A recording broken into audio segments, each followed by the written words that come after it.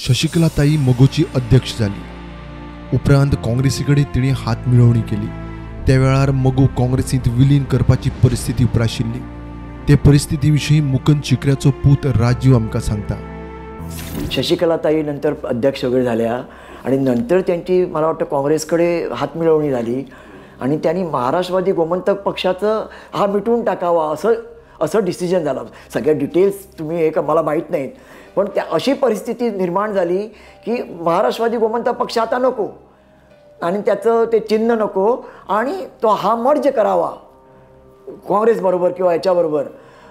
अशा जेव्हा स्टेप्स आल्या त्यावेळी माझ्या वडिलांनी इलेक्शन कमिशनकडे कायदेशीर लढाई केली की हा पक्ष टिकून राहावा आणि हे पक्षाचं चिन्ह या महाराष्ट्रवादी सिंह हे महाराष्ट्रवादी गोमंतक पक्षाकडे राहावं.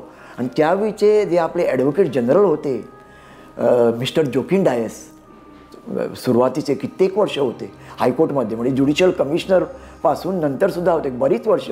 अतिशय हुशार माणूस आणि कुंकळीचे होते ते.